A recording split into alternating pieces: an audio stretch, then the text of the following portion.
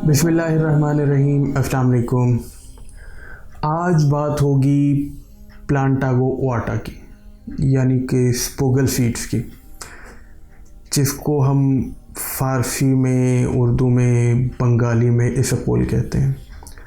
अरबी में बज़रक़तूना भी कहा जाता है।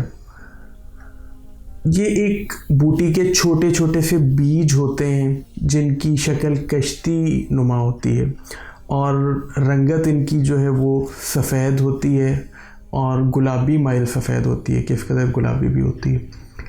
इनको मुंह में रखने या पानी में भिगोने से लुआब पैदा होता है और लेफदार सा लुआब पैदा होता है। अमूमी तौर पर हम इसबगोल का छिलका इस्तेमाल करते हैं, जिसको सबोस भी बोला जाता है, इंग्लिश में इसको हस्क भी बोला जाता है और उर्दू में छिलका ही कहा जाता है। मिजाज इसका सरतर होता है। अफ़आल इसके बहुत सारे हैं। ये मुहल्लिल भी है, यानी कि तहलील करने वाला भी जिस्म से और आराम की, जो ख़ासकर गर्मी की वजह से हो, और मुसक्कन भी है, यानी कि तस्कीन देने वाला, और ख़ासकर ये मुसक्कन आतश भी है, यानी कि प्यास को तस्कीन देने वाला गर्मियों में, ख़ासकर गर्मी की वजह से बुखार हुआ उसके लिए भी बहुत ज़बरदस्त है। मुलय्यन तो ये है ही है, और मतलब आप इसको कह लीजिए कि ये एक ऐसी चीज़ है कि जो कि मुलय्यन भी है, यानी कि कब्ज़ कुशा भी है और साथ साथ काबिज़ भी है। कैसे है ये आगे बात करते हैं। इसका एक ख़ास फ़ायदा जो है वो ये है कि ये मादा तौलीद को पैदा भी करता है और गाढ़ा भी करता है। ज़्यादातर इसको असहाल और पेचिश वग़ैरह में इस्तेमाल करते हैं। ये अपनी लज़ोजियत, यानी कि जो लुआब पैदा करता है, उसकी वजह से जो अगर कभी सुद्दे बन जाएं आपके पेट में तो उनको फैलाकर और उनको फिसलाकर आंतों से ख़ारिज कर देता है, और आंतों में जो ख़राश पैदा होती है उसको भी तस्कीन देता है।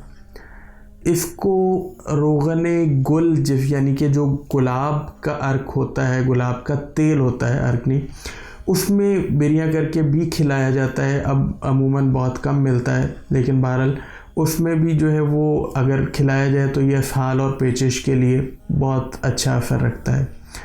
और अपनी इसी लज़ोजियत की वजह से, यानी कि लेफदार लुआब की वजह से, ये खुश्क खांसी के लिए भी बहुत अच्छा है। गर्म बुखारों में बुखार की शिद्दत को कम करने और प्यास को तस्कीन देने के लिए भी ये इस्तेमाल होता है। इसका लुआब पिलाया भी जाता है, सुज़ाक में भी ये इस्तेमाल किया जाता है, और चूँकि मेन इसका इस्तेमाल हम लोगों के यहाँ जो है वो कब्ज़ से रिलेटेड हो या पेचिश हो तो सूरत में इस्तेमाल होता है।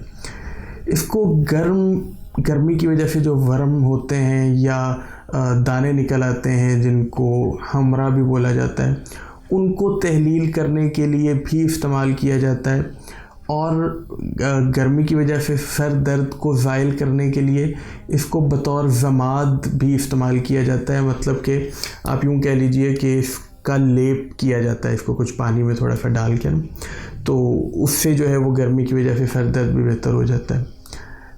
इसमें अमूमी तौर पर मतलब आप यूँ कह लीजिए कि एक तो लुआबी मादा भी होता है और इसके अंदर रोगन भी पाया जाता है इसबगोल के अंदर साबत में, और बहुत सी अद्वियात के अंदर भी ये इस्तेमाल होता है। जैसा कि आपको बताया कि इसबगोल का लुआब निकाल कर देते हैं, तेज़ बुखारों के अंदर भी इस्तेमाल होता है, पेचिश को दूर करने के लिए भी होता है। पुरानी कब्ज़ हो तो आंतों में खुश्की हो जाती है, उसको दूर करने के लिए भी इसबगोल को दूध के साथ आमतौर पर इस्तेमाल कराया जाता है।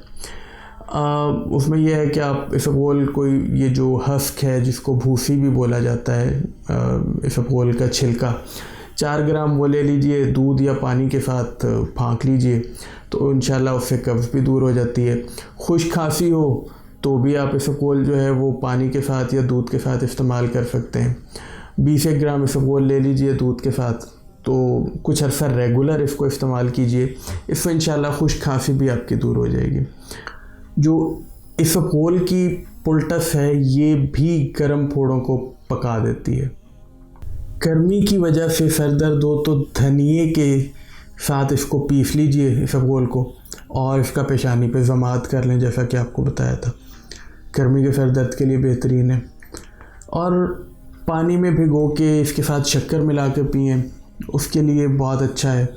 खून में गर्मी हो तो उसके लिए भी बहुत अच्छा है।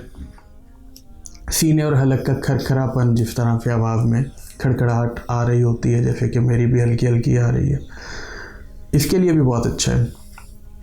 पेट के मरोड़ और आंतों के ज़ख्मों के लिए भी मुफीद है। सिरका और गुलाब के फूलों का तेल के साथ इसकी अगर मालिश की जाए तो ये जोड़ों को दर्द को भी दूर करता है और साथ इसको इस्तेमाल भी किया जा सकता है पीने के लिए भी। पानी में भिगोकर इसका लेप करें और वर्मों पर लगाएं तो वर्मों को घुला देता है। कंठमाला यानी कि जो गले के गदूद जो फैल जाते हैं, इसके ऊपर भी आप इसका ज़मात कर सकते हैं, उससे उसका वरम जाता रहता है। और रोगन गुल यानी कि गुलाब के तेल के साथ खाने से इस गोल दस्तों को रोकता है, जैसा कि अभी मैंने पहले बताया। बवासीरी खून को भी रोकता है और नीचे की आंतों की जलन को, जिनमें बवासीरी खून का दबाव होता है, कम करता है। इसको कूट कर अगर आप बदन पर मलें तो इससे बदन नरम भी होता है और फरबा भी होता है। साबुत इसबगोल को कूट के खिलाना अमूमन अच्छा नहीं होता, जहरीला असर रखता है, इसलिए बेहतर होता है कि इसको साबुत को कूट कर ना खाया जाए या चबाया जाए। और अगर कभी गलती से खा लें तो बेहतर होता है कि किसी कैल आने वाली चीज़ को खिलाकर उल्टी कर दी जाए और इसबगोल आपके मैदे से बाहर निकल जाए।